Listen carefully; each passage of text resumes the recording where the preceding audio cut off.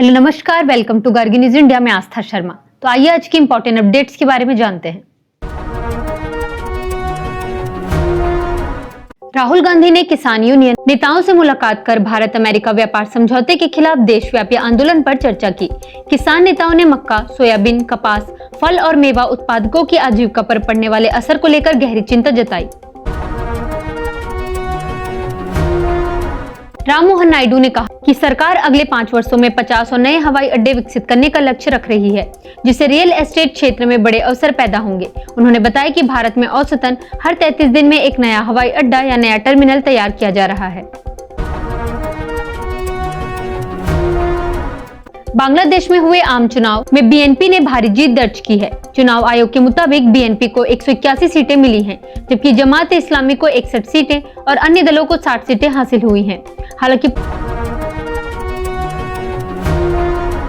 तमिलनाडु के मुख्यमंत्री MK Stalin ने आज बड़ा ऐलान करते हुए 1.31 करोड़ महिलाओं के बैंक खातों में 5,000 की राशि ट्रांसफर की। यह राशि कलाइग्नर मगलीर उरिमे थोगाई योजना के तहत दी गई है।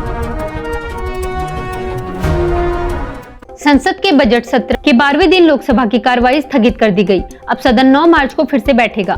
3 हफ्तों के अवकाश में स्थायी समितियां केंद्रीय मंत्रालयों के बजट आवंटन की समीक्षा करेंगी।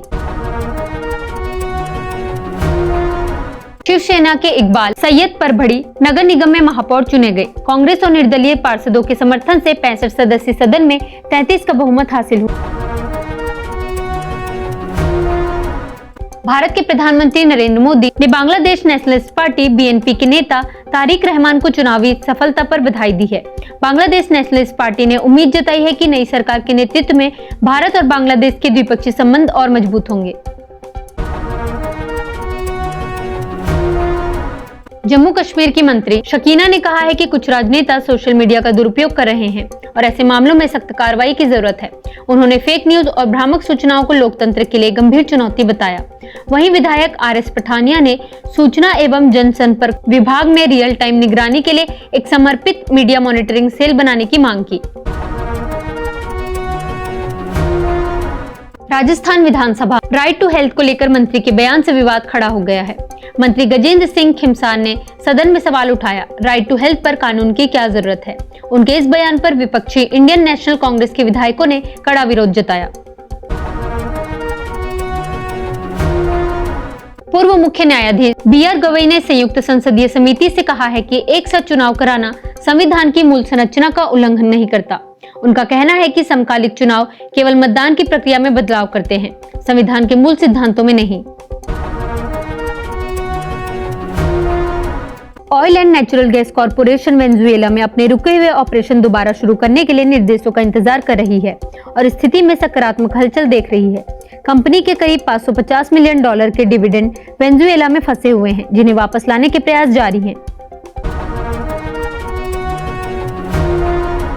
बांग्लादेश में राष्ट्रीय जनमत संग्रह के दौरान मतदाताओं ने व्यापक लोकतांत्रिक सुधारों के पक्ष में मतदान किया।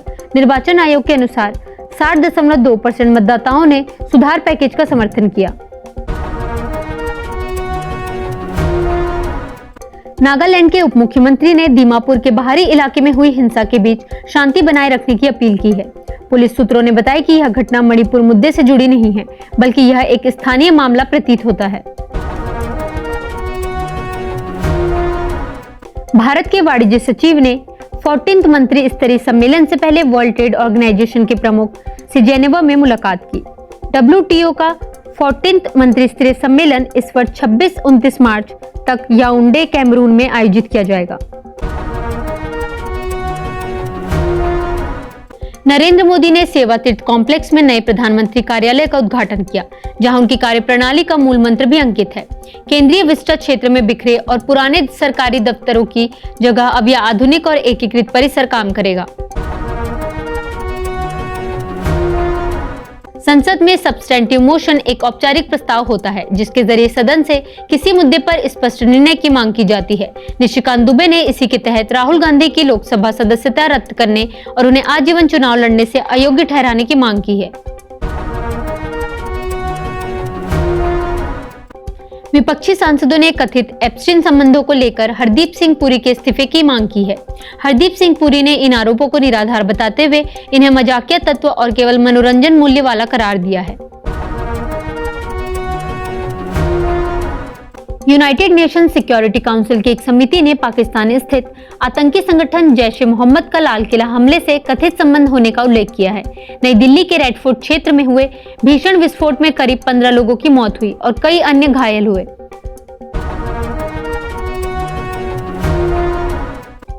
यूरोपियन यूनियन के नेता रूस, चीन और ट्रंप से बढ़ते दबाव के बीच जवाबी रणनीति तैयार कर रहे हैं।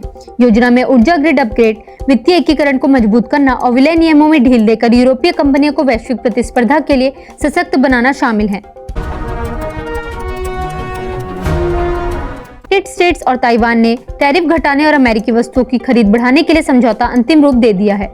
इस समझौते के तहत ताइवान कई अमेरिकी कृषि आयात जैसे बीफ, डेयरी और मक्का पर लगने वाले अधिकतम 26% तक के शुल्क को समाप्त करेगा। मल्लिकार्जुन खड़गे ने ओडिशा में आंगनवाड़ी बहिष्कार के मुद्दे को उठाते हुए जातिगत भेदभाव को शर्मनाक बताया। कांग्रेस अध्यक्ष ने केंद्र सरकार से कार्यस्थलों और संस्थानों में बढ़ते जाति आधारित भेदभाव के खिलाफ कड़ी कार्रवाई करने की मांग की। यूनाइटेड नेशंस महासभा ने कृत्रिम बुद्धिमत्ता के प्रभावों का अध्ययन करने के लिए 40 सदस्यीय वैज्ञानिक पैनल के गठन को मंजूरी दे दी है। 193 सदस्यीय महासभा में हुए मतदान में 117-2 से प्रस्ताव पारित हुआ। शेख हसीना ने बांग्लादेश के चुनावों को सुनियोजित प्रहसन बताते हुए स्वतंत्र और निष्पक्ष मतदान की मांग की। उन्होंने दावा किया कि अधिकांश मतदान केंद्रों पर मतदाता उपस्थिति बेहद कम रही और कई स्थानों पर वोटर पहुंचे ही नहीं।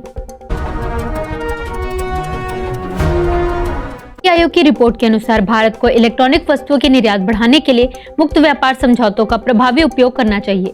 रिपोर्ट में बाजार पहुंच बढ़ाने, वैश्विक वैल्यू चेन में एकीकरण, एमएसएमई भागीदारी और घरेलू मूल्य संवर्धन पर जोर देने की सिफारिश की गई है।